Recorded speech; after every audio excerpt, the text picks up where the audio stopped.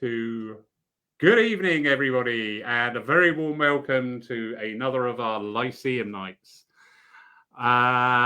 We're going to have fun tonight. We are going to have a great deal of fun.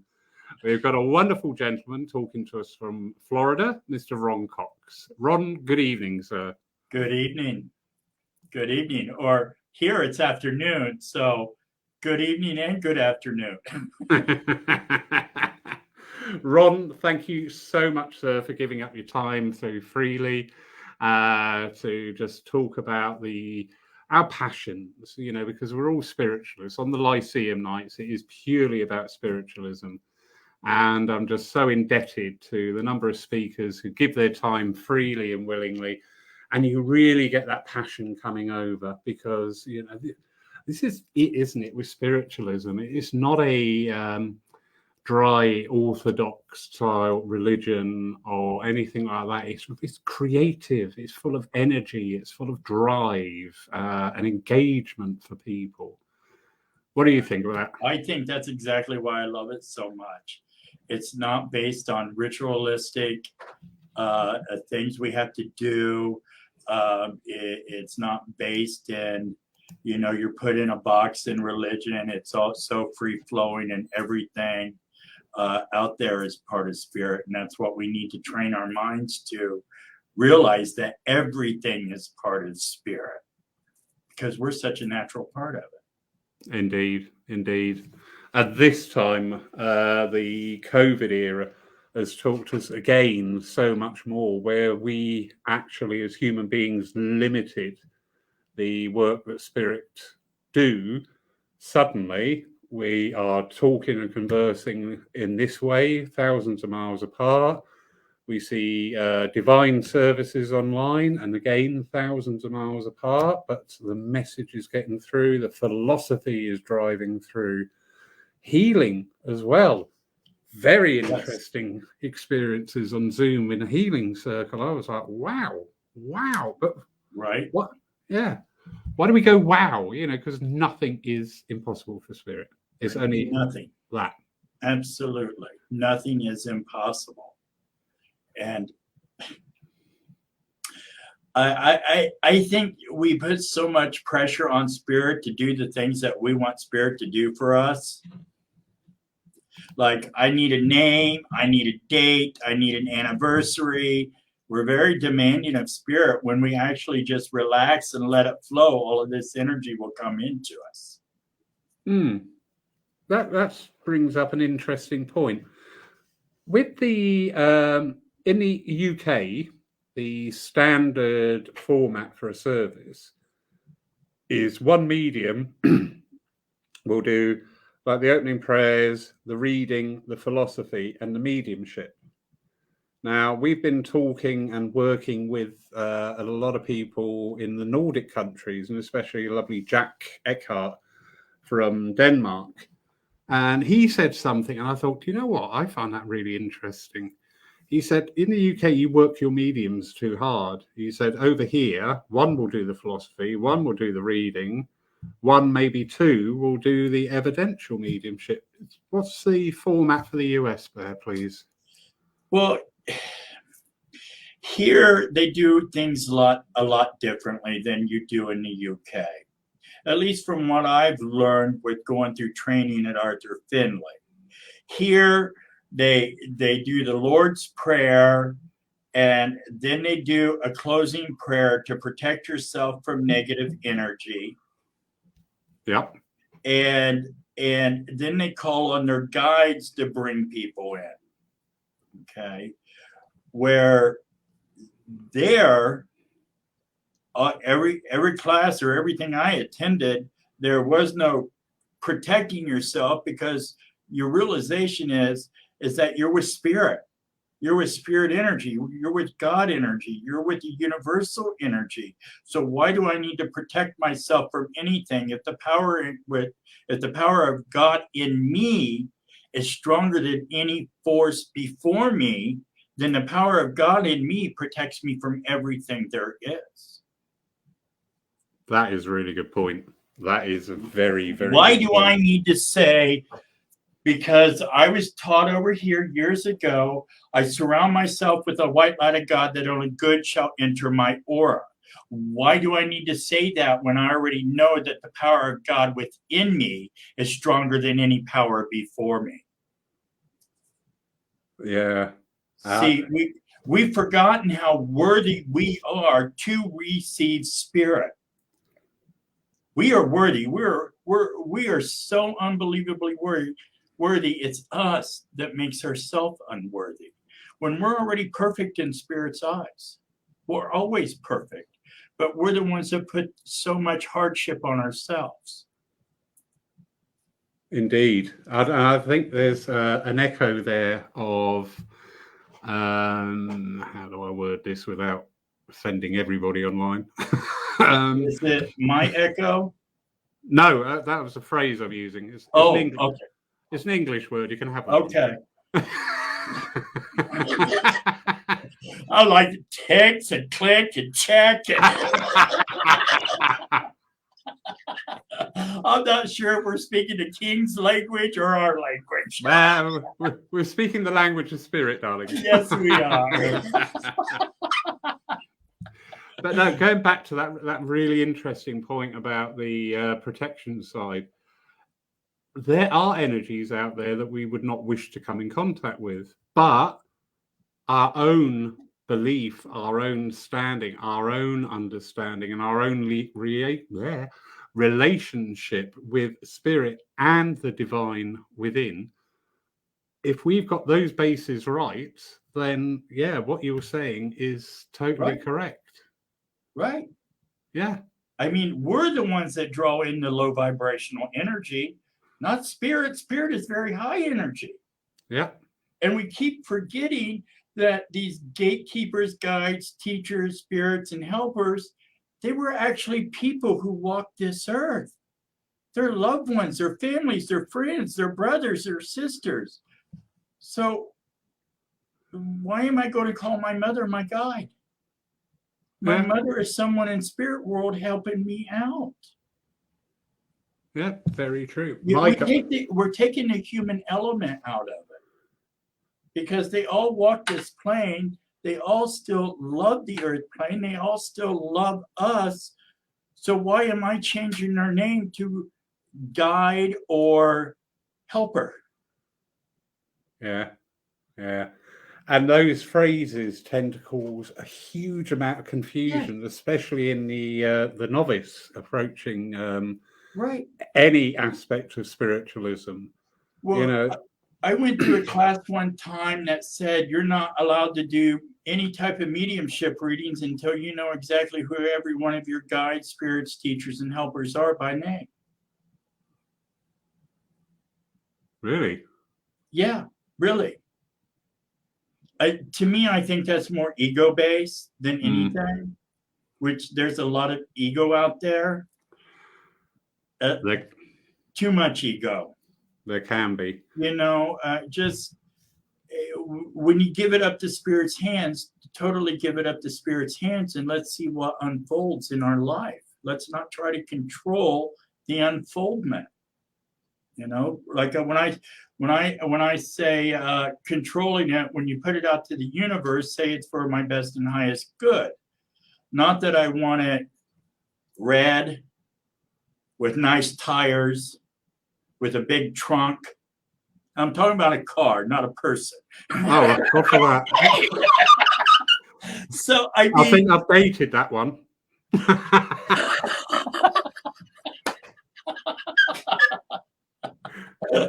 But when we put those stipulations on spirit, even if we apply it to our relationships, 100 of them could have walked by already and we would have never known it because we wanted it red. Yeah. Yeah. So give it up to the highest good. The highest good. Just like what I'm doing here. I'm teaching out there. Now all of these things are flowing into my universe. Not because I put stipulations on them, but because I said, bring to me what is for my highest and best good. And that's what the universe is doing. And why is the universe doing it? Because I believe the power of God within me is stronger than anything before me.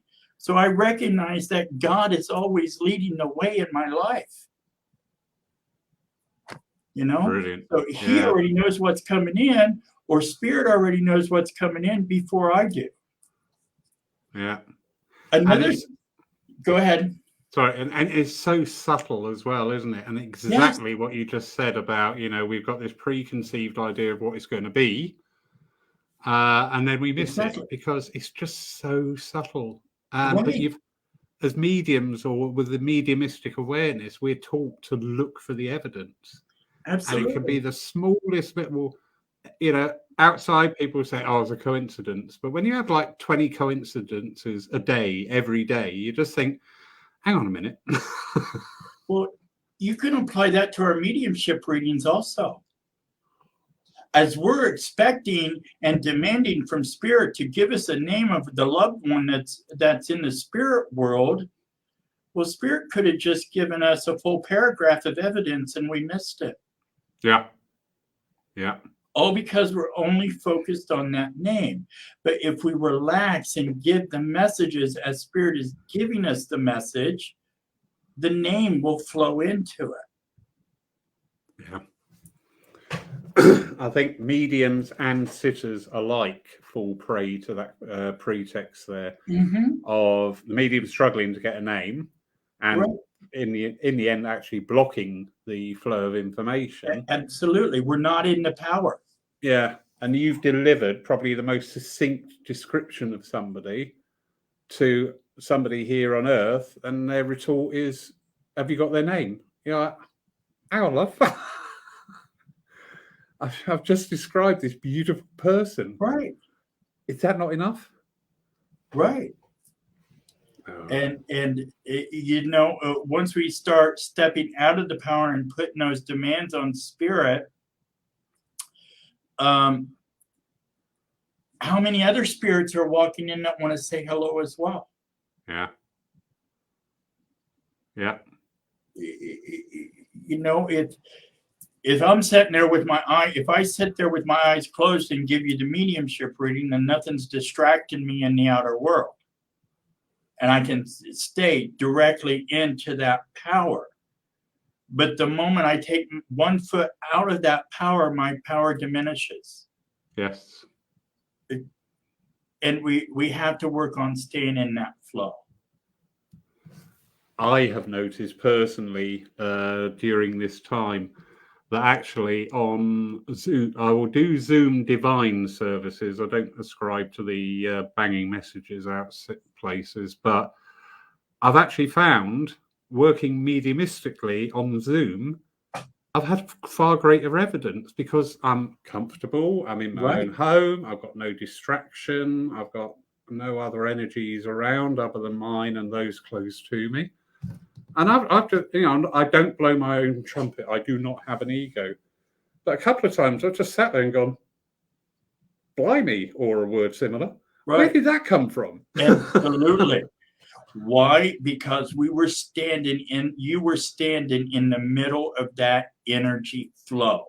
That's why that was so unbelievably powerful. I've had it in my readings too. Like I'm just so awe-inspired at the moment of what just came through that it actually can bump you out of the power. Yes. Yes. And then you have to get yourself back into it. Yeah. So it is a very fine balancing act there. With the field of psychism, is that particularly big out in the States there, or? Well, that's one thing that's been on my mind a lot lately, and it's one of the reasons why I love the way the UK teaches spiritualism. There we're taught that we're all healers. In the UK, it's healers. You're a healer. A medium is a healer. A psychic is a healer. A Reiki master is a healer. Okay, they're all healers. But what are you under that main category? Well, the main category is healer, my subcategory is mediumship, where somebody else's subcategory would be Reiki or psychic. Yeah. Okay. But there it's healers, or take it to the medical field. Let's go to the medical field. You're a doctor, you're a doctor's nurse practitioner, or you're a nurse, or you're a medical assistant, but you're still all in medical. We are all healers, because the healing that's coming through with the mediumship messages, it's more about the healing than being the medium. We're putting ourselves before spirit when we should sit there and be with spirit and allow spirit to guide us. Okay. And here they're known as psychics or mediums or Reiki. They don't even consider the fact that they're healers. And when I bring this up in my classes, they're all like, that makes so much more sense. And when we recognize the healer in us, we're recognizing the power of God in us. Yeah. Jesus definitely. was the healer. Yep. Jesus was the healer, so his Christ consciousness is flowing through me to heal someone else. I'm just the middleman. It's really between spirit and the person sitting in front of us. Again, I'm just the middleman. Yes. Okay. Yes. I'm really just someone who's not really important to the whole situation, but I am, because I'm able to define and translate what spirit is saying. But the love connection is between the sitter and spirit. Yeah. If I have a stranger come into my house, how do I have a love connection with the person they're trying to reach? I don't. See, and that's where we have to step ourselves back and say, I'm just here to interpret the spirit messages. The message is for you. This is my ability. The message I give to you is your gift. Spot on. And that healing energy as well is often very underestimated, because it's not only healing for the recipient here, but it's also a powerful healing tool for spirit that's giving it. Right. I always liken it, imagine if, I don't know who's in tonight, Jack's a lovely guy. Imagine if Jack and I had a huge hissy fit and never spoke to him again, and then disappeared over the other side. I would probably actually want to come back and just say, listen, mate, I'm really sorry.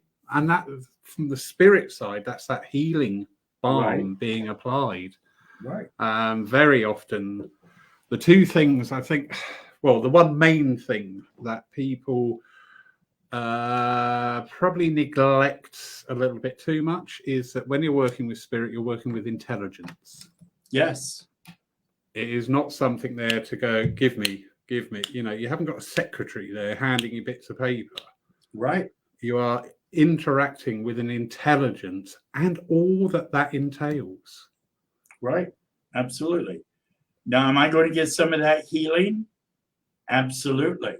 Oh, yes. Is there something in me that I don't recognize that needs healing? Well, the healing I'm bringing through for the sitter is actually going to heal a part of me as well. Very true. But again, that love connection is between the sitter and the spirit they're trying to connect with. I'm just the man in the middle.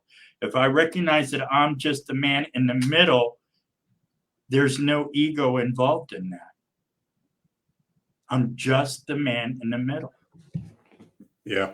Or woman or whomever, I think the ego is a very big pitfall for anybody developing any of the esoteric arts within their range. And it's there for everybody. And it's just how you handle it and how you deal with it, because it's so often you work with spirit and it doesn't need validation. No. If I went on here every time that something had just worked and I knew it was spirit, I'd be posting about 10 times a day. it doesn't need validation. I don't need a round of applause. It just happens, and it happens for the greater good. And I'm just eternally grateful for that. Just like I do automatic writing. Wow. Okay. Yes, Spirit is giving me everything I need for the automatic writing. Yes, I'm writing it down. Okay. What is the healing in that message that I'm writing down? One of my automatic writings was about happiness, joy, and gratitude. And I don't know if you've ever listened to Abraham Hicks over there. He talked about when you're in a depressed state, just reach up a little bit and grab onto a little bit of happiness. And soon that happiness, even though you just have a very small fragment of that string hanging on to that balloon of happiness, you have one of those frayed edges, well, that's still going to lift you up and take you to joy. And when you're in that joy, that's when you're going to recognize your gratitude. And one just flows into the other, just like us when we're given mediumship messages. It all flows from one to the other, and therefore when we're in the flow and it's flowing from one validated message to another, here comes the name, because you've already got all these other validated messages correct. Well, guess what? Boom, pops in the name. And you're sitting there, wow, I just got a name. I'm so happy. I just got a name. Now, what am I doing? I'm sorry, what was that?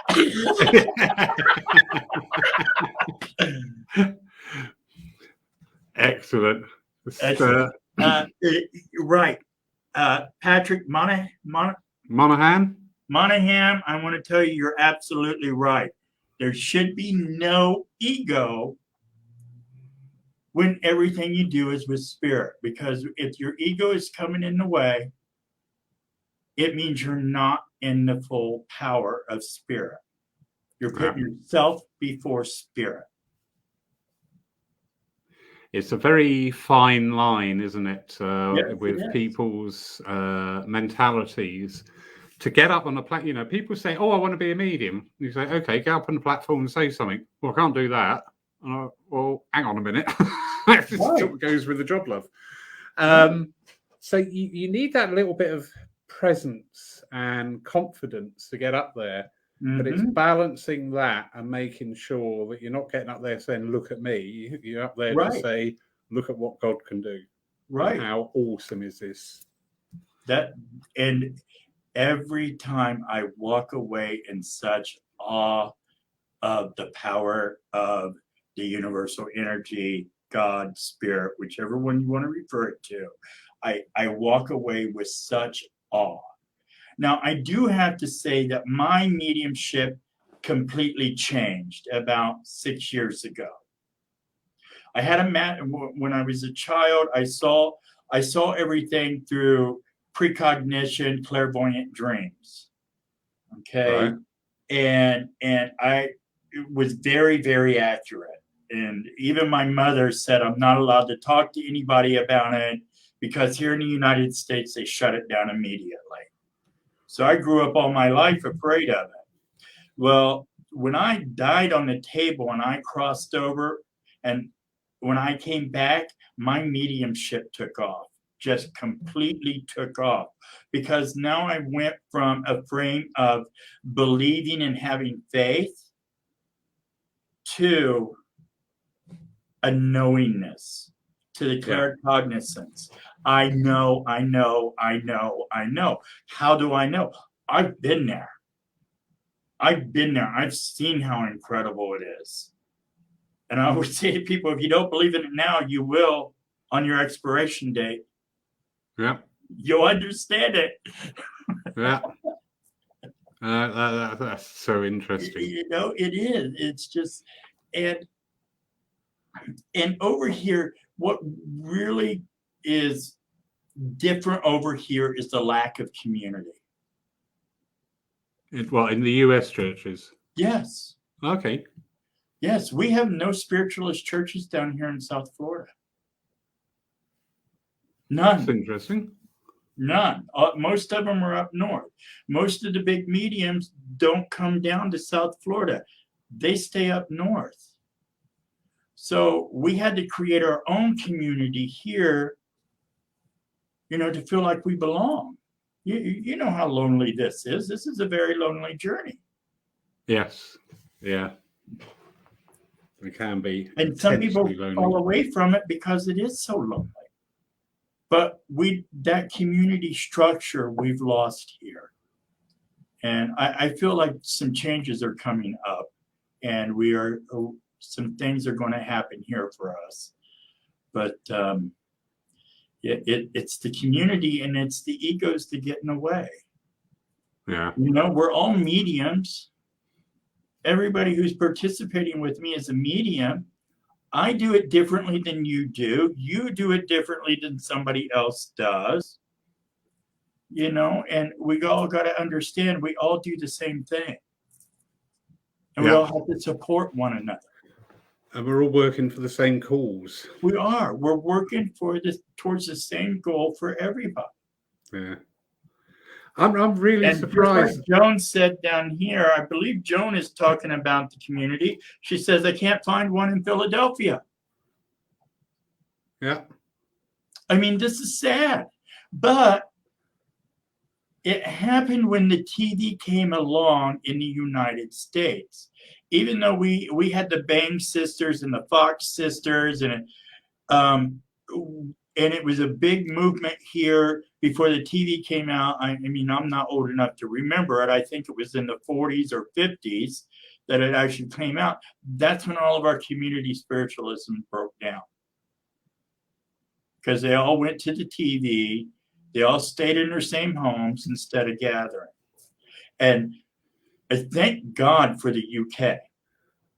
Because you guys, you really grabbed a hold of this, picked it up, and took off, and really have led the way. Okay. But I feel that we in the UK are in danger of what you have just talked about. The advent through COVID of being online so much. Right. As during the time of the lockdown, during the time of the heavy restrictions, it was heaven sent for so many people because it kept the community together. But it's not a direct replacement for community. And sadly, even now, our restrictions have been lifted since the 21st of last month, if I can remember properly. Mm-hmm. So we've been a month, and there are still so many places not open and remaining online. I can see the draw to it because at this time, there is no shortage of evidential mediums who will willingly share their time. And us in Paul have been so grateful for that. So there's no outlay, there's no hire of a hall, there's no traveling. All it is 1 month's subscription. And I really hope and pray that more and more churches and centres get back on their feet. I am hoping so. I am so hoping so. I just noticed Jamie Williams said, yeah, if I were to attend a spiritualist service in the States, what difference would I know? Well, the difference would be, dear, that here in South Florida, we don't have services. There is no services down here. I would have to go pretty much all the way up into Georgia to probably find a spiritualist church. What sort of distance is that ish? Well, that would be an 8-hour drive, so I would say about 600 miles. So, wow. But I really feel as we are in a very fast-moving pace right now with spirit. Yeah. Because I don't know if you've noticed this, but in the past 6 months, I've even noticed a change in the power of my readings, even over line on Facebook. Yeah. I mean, spirit has quickly adapted to this major change. And spirit adapted, but again, we didn't. Because so many people are saying, I've been locked down for so long, I don't feel like spirit is with me anymore, or I don't feel spirit.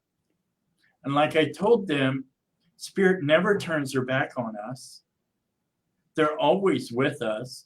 It's us that has the blinders in our eyes that aren't recognizing that Spirit is right here in the room with us. Yeah. You know, they didn't go anywhere, you know, and if they're only a thought away, then that means they're here instantaneously. So let me go back to Jamie's question here. When I was going to a spiritualist church here in South Florida, I think the big really shocker for me was if you were a medium, because they would allow a certain number of people to come up and be a medium every week, but they had to be no more than 30-second readings. Well, if I have this huge universal flow of energy coming into me with everything that the spirit of this loved one has to say, is it really all going to come out within a 30-second reading? Are you really going to feel the energy of the healing that's coming through for the entire congregation in a 30-second reading? No. There's no time limit on spirit. You know, and that brings me to another point. Here, as we're learning to communicate with spirit, we're saying, okay, make an appointment with spirit, certain day, certain time. Yeah. Yes, it may be respectful to them and everything, but if you have a person that comes in and is just totally distraught and needs to hear from something or someone, how are you going to pre-plan an appointment? Yeah. And let's think about it. Spirit is a thought away. So what does spirit need a special booking? I'm loving this. Yeah, I agree totally. I mean, why does spirit need a special booking when spirit is here with us all the time? Yeah.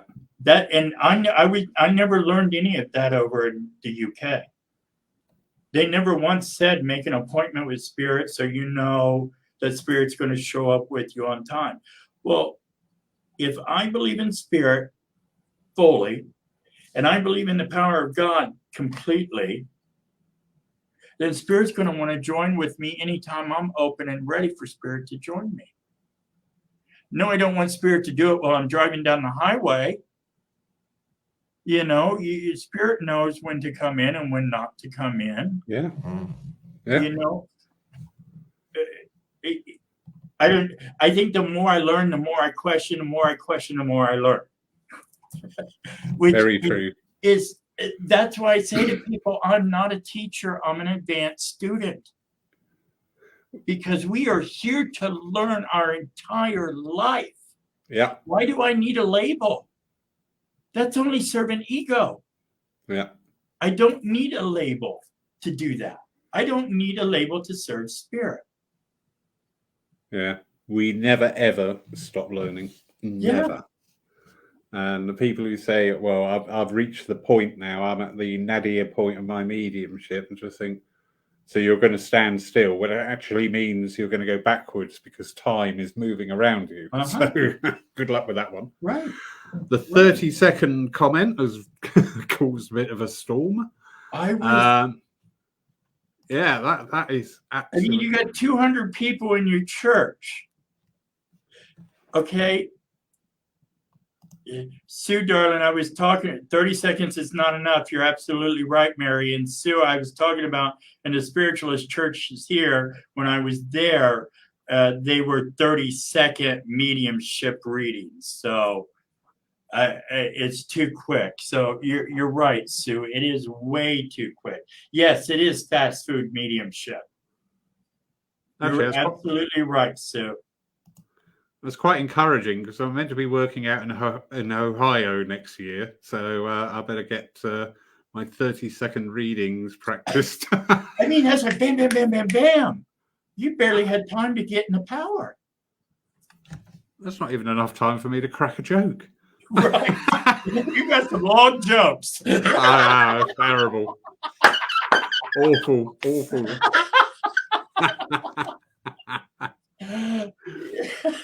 They got Phil Shaw here. He is a trance medium from London, and he's just commenting here that he's noticed differences in his energy receptivity in trance and evidential mediumship since Zoom took off, and now adapting it to platform demos. Oh, good one, Phil.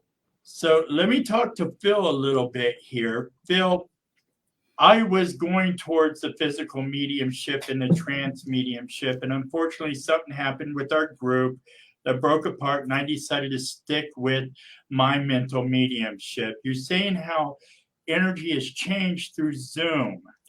One of the women I was given a reading on, I never noticed this, but she said I changed during my reading on Zoom, that my expressions, my facial movements, and including my hand movements were exactly the same as her husband that passed on. I have never done that. That was the first time that has ever happened. And yes, the energy is moving very rapidly now. Yeah. My personal feeling and observations that I've been privy to is we're actually going to become a lot more focused on what we do. We maybe not going to split our energies up over a number of different practices, but we will find the one and we will excel at that. I know of 2 healers who are working together now. One can diagnose you like that, literally, and phenomenal. I've experienced it myself, and I was like, that is good. That is very good. And the other one is an extremely good healer. So the 2 work together. So the first one will go through and direct the healer on the areas needed. I just think that's awesome. Absolutely awesome. I know spirit should know where the healing's going anyway, but that combination is, again, because we are working with intelligences. So there's 2 intelligences there working together in tandem to deliver a much finer, refined level of healing. Right. I mean, let's look at it. A doctor in an operating room isn't there by himself. He's got another surgeon with him, other doctors with him, and they're all working in concert together. Don't you think that spirit would do the same thing if our spirit light is going off up in the ethereal plane, that we need spirit's help to help do this healing that you're talking about, so they all gather around to help assist. Yeah. So even if there's several spirits there working with us and we're the only one on this plane, we're still working with several people, just like your healers are doing combo now. Yeah. It's just like coming up and double linking. You're still in the same energy. It's incredible how it's working together, as incredible as it is. And like I said, every time I'm working with spirit, I leave spirit in such awe and just amazement. Yeah. And just, I think that's the entire beauty of it all. It's not set in stone on exactly how it's supposed to be done. We take our teachings from this teacher, that teacher, a few teachers here and there, and we always resonate with, we always understand what resonates with us the most. Yeah. So you're not doing directly Mavis Patilla, or you're not doing only James Van Prague's way here, or Dr. Paul Leon Masters over here. Okay, so we're combining all of these techniques to figure out what works with us the best. Very true. And that's where I figured out that mental mediumship is my best asset that I can bring to the table. Excellent. Because I'm not going to sit there with ego and go, oh yeah, I can do that, when I get in a dark seance room and all of a sudden I'm claustrophobic and need a nightlight. I can't do that. You know? I was just recently taught by an animal healer. He said when he worked on animals healing, he said, ask for a vet to step forward. And it was one of those epiphany moments. I thought, oh my God, yeah, of course. How simple is that? Yes, And it's different. It's it is. different. It's lovely. Absolutely I do have a very, very strong connection with animals. Our daughter says a dog will walk across the street just to say hello to me. Yeah. So I have a real connection. And unfortunately, I lost my male Doberman. We did about 2 months ago. Oh, bless. Sorry to hear. And I wasn't actually thinking about Thunder. I was just going in to start my meditations. I was saying my prayers to God and giving him gratitude and stuff. And all of a sudden, I saw this little nose come up between my arm and my leg at my altar. And I looked down and I saw it and I said, wait a second, because I thought it was my other dog got into my room. And I said, wait a second, that wasn't red. That was a tan nose. And then as soon as I acknowledged Thunder, I felt all this energy just come into the room. Oh. Okay. From the presence of my dog. Our dog brings in all that energy as well. Our animals that we love, they bring in all this energy. And yes, my husband was upset, but Thunder was there to say, hey, Daddy, I'm here with you. Yeah. I still love you. I'm around and I'm healthy and I'm doing great.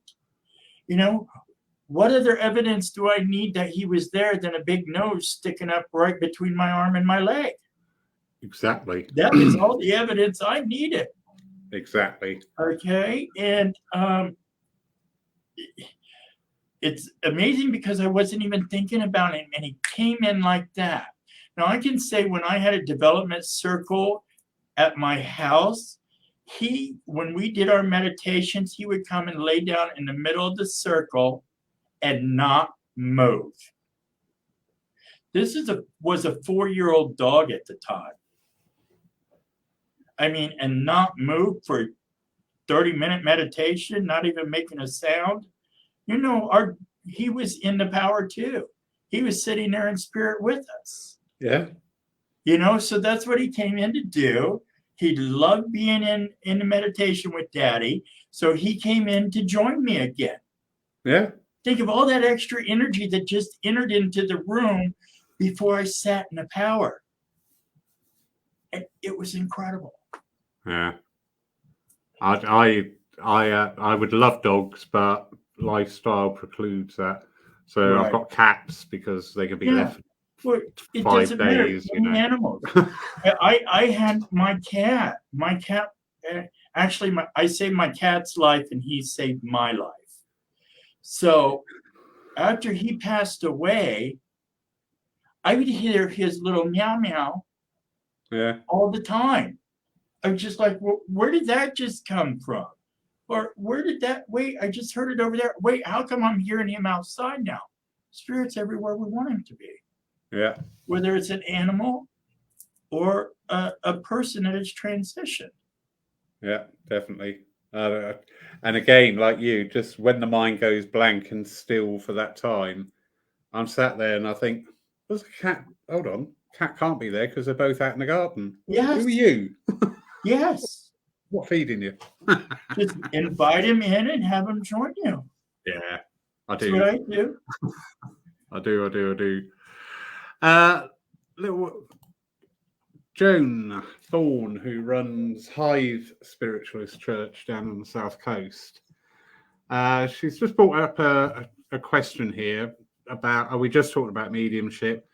And Joan's saying she enjoys the philosophy and makes one think more about spirit and wanting more.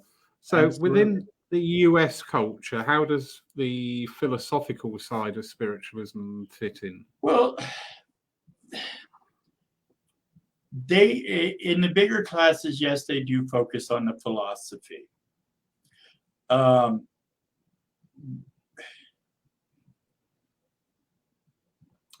sorry, Joan, I went blank. Forgive me, I'm 55. You're picking up Jones' vibration. Oh, am I picking That's up what it Jones' is. vibration? Sorry about that, sweetheart. But I love the philosophy. I love the philosophy of spirit versus religion.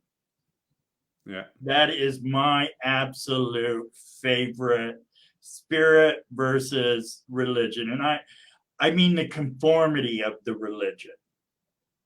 You know, I'm not talking about the Bible, although I do believe in the Bible, some parts of it and stuff. Yeah.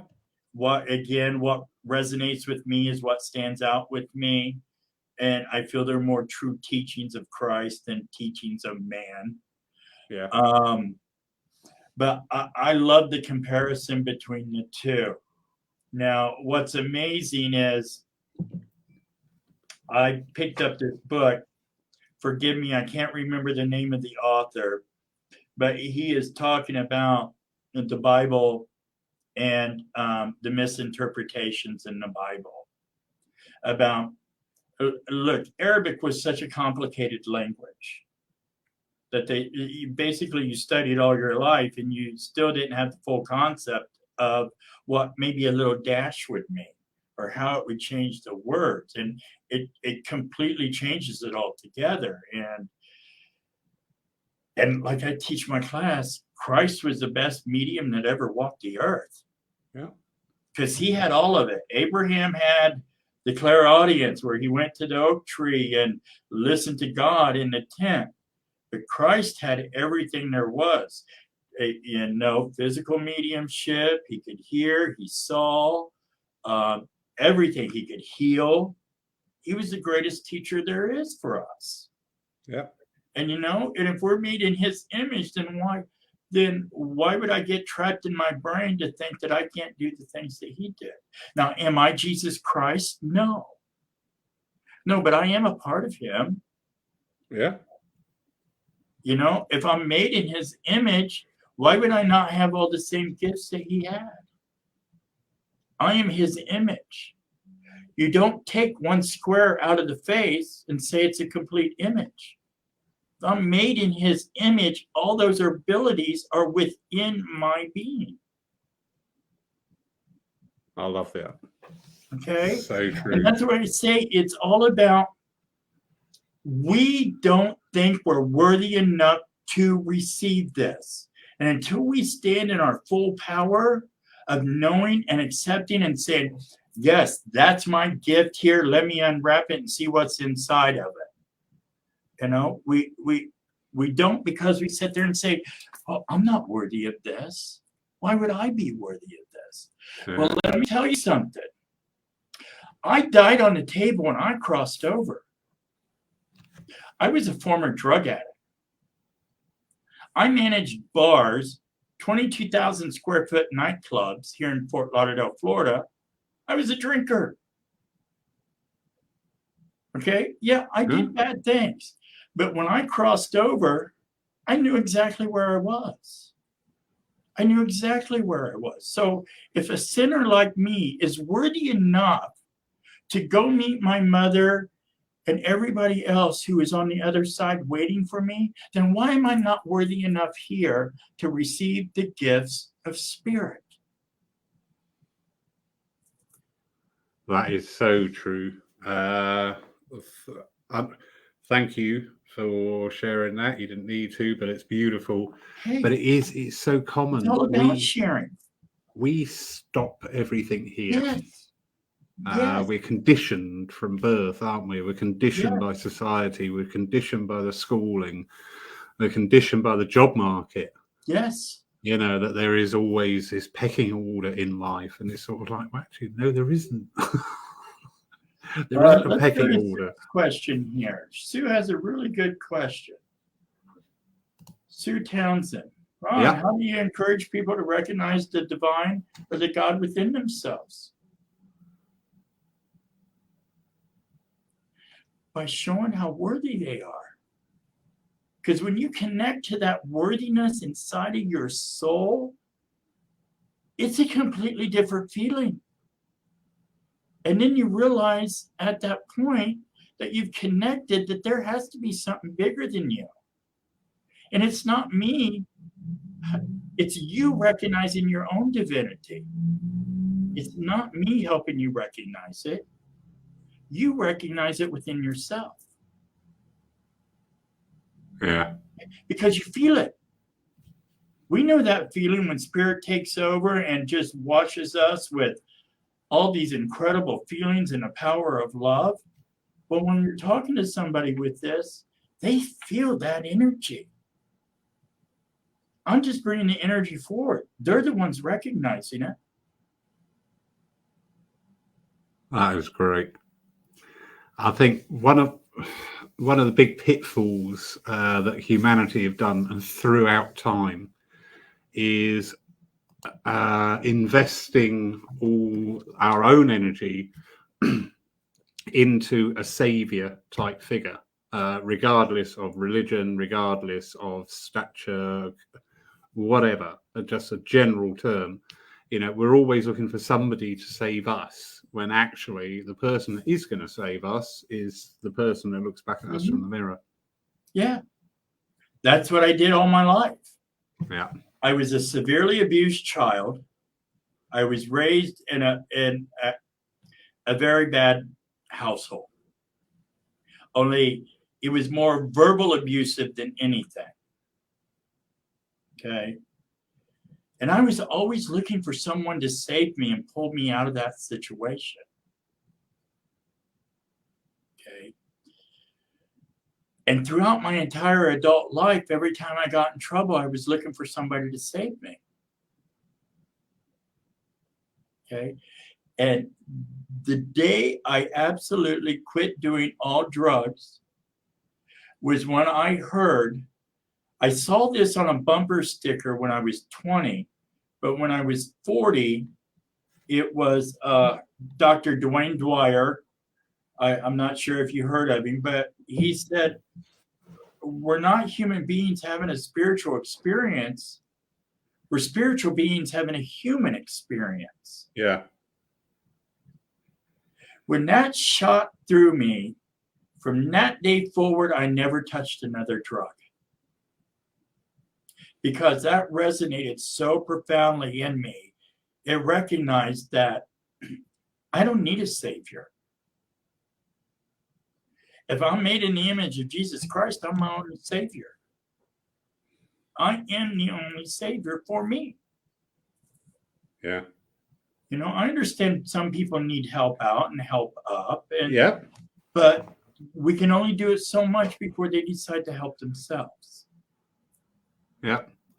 No, we where we can help, but and it's us trying to short circuit things, isn't it? Because through a savior, we've saved ourselves the journey, but it's the journey that actually produces the end result. It's not the end result that produces the journey. Exactly. It's the other way around. If we already knew the end result, why would we try in the middle? Yeah. Yeah. That's what's so fantastic about this journey, is because even though I'm 55 years old and think I know everything about me, well, guess what? There's new things about me that I'm discovering that I never even knew. Yeah, I'm getting the same, but sadly, it's bits dropping off and stuff like that. But we don't realize this stuff until our eyes go bad, our hair falls out. I got... Lovely comment here from Tim Abbott. Good evening, everybody. Sorry, we have got some very wonderful people in the room tonight, and I'm eternally grateful that you join us for these shows. I know you've not come to see me, you've come to see the lovely Ron. That's fine, I won't be hurt. But Tim is just saying acceptance and surrender. When we accept that we are of spirit and of God, then we are ready to surrender to spirit in our lives and through the craft of our mediumship. Absolutely. 100% agree with you, Tim. Absolutely. And that's why my little mantra, the power of God within me is stronger than any force before me, absolutely puts that spirit of God within me when I say this to myself. You can't help but be forced to recognize that when you're saying this little short sentence. Yeah. You know? And the other truism about our way of life that's in spiritualism is actually understanding that there is no death. None. We're very good at saying it, but it's actually comprehending it. And when you really start to get to grips with that, it is the most liberating experience ever. Yes, absolutely. And you know, sometimes we're afraid that when we stand up on our own 2 feet and finally say no to somebody, you know, of their abuse, or we're not going to take it anymore. It's a fear of, well, what's going to take its place? You know, well, that's where God should take the place of that abusive person. I had a minister out, and when I lived in Phoenix, Arizona, said to us, if you're having trouble building a relationship with God or spirit, whomever you want to, whatever you want to call the universal energy, put a teddy bear in the passenger seat of your car, strap him in, and on your way to work, you know, talk to him about what your intentions for the day are. Okay. On your way home, give your gratitude to God or the teddy bear that you need to see physically in order to build your relationship. Tell your teddy bear all about it. You're forming a very strong relationship with God right there in your own car on the way to or from work. The problem we have with forcing a having a relationship with God is the fact that we can't see him. So if you need something to see in order to build that relationship, use a teddy bear. People may think I'm, you know, woohoo, out of my mind because I'm talking to a pet teddy bear in the passenger seat of the car. I'm just glad I get to use the HOV lane for 2 people.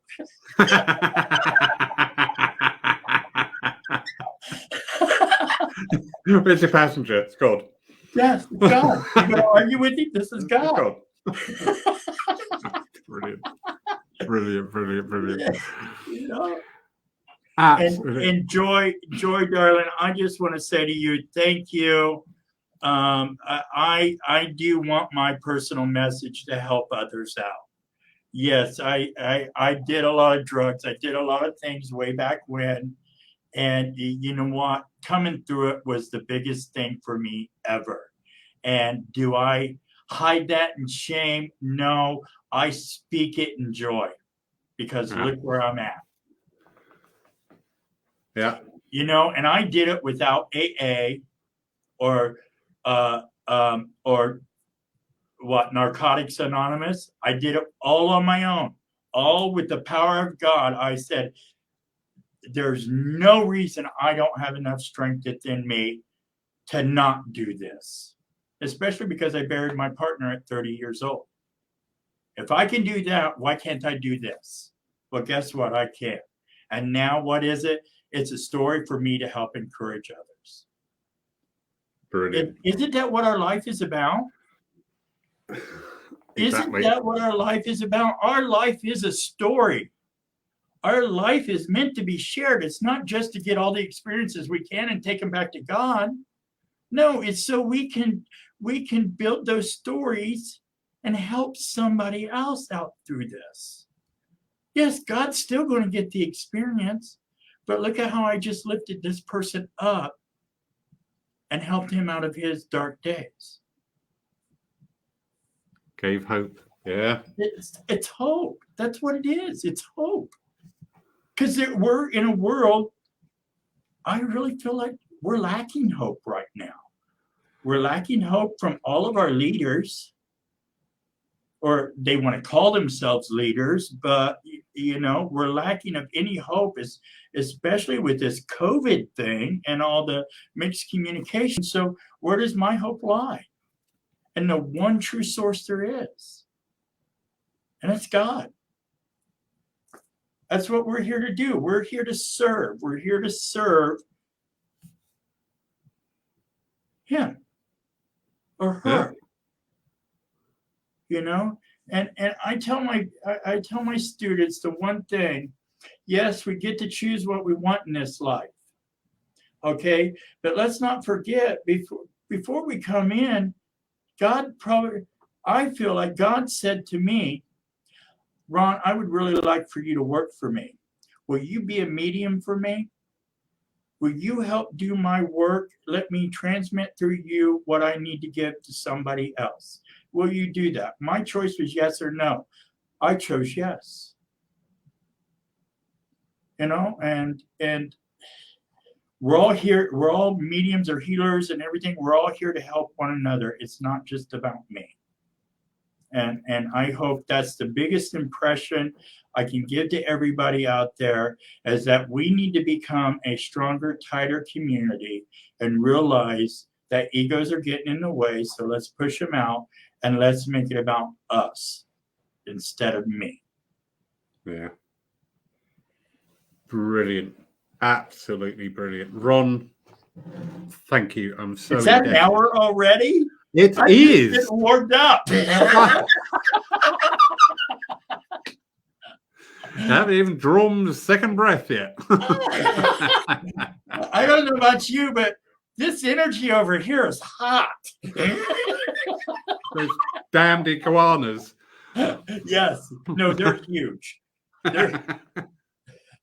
I had one as long as my leg on the fence the other day. God. So, I thought it was a dinosaur. Well, times are really changing. Yeah. What now? Oh, okay. Oh, well, I hope you all had a wonderful laugh with us, and my intention in this world is just to inspire people and help bring out the joy in them, and I hope I brought out some joy in you tonight. You have indeed, and the compliments are flooding in at the side there. The wonderful thing about these events now that they are captured, people can watch them later on. And also I will be converting this to a podcast for people, and I'll send you the link to it when I've downloaded it. Everybody, thank you so much for joining us tonight. It's been an absolute delight and a pleasure. I didn't want to censor Ron, but there were a couple of points just before we came on that we're not allowed to talk about because they're very rude and you're all over. It's not the watershed yet. We're human. We are still human. And if we can't laugh at ourselves, who else can we laugh at? Right? Exactly. I laugh at myself every time I look in the mirror. Look at you, another big gray hair. I run past mirrors now. I just quick. It's a mirror. We have with us next Saturday Jules Yurty-Gurty. Don't laugh, Ron. Jules is a Reiki healer and healer of many different dispositions, and she also runs this retreat center, which is all yurts. Do you have those out in the US? A yurt? A yurt. I have no idea what that even means. Oh, okay. I could have some fun here. It's basically like a big bell tent. Okay. So and people, they've become very popular over it because we've got something called glamping, where instead of you turning up with your tent and putting it up, you turn up and the tent's already up for you. Oh, I don't know why we're talking about this because it's got nothing to do with what she's going to be doing next week. Like I said earlier, when you said 2 ticks, I was looking for 2 ticks on me. I'm like, where?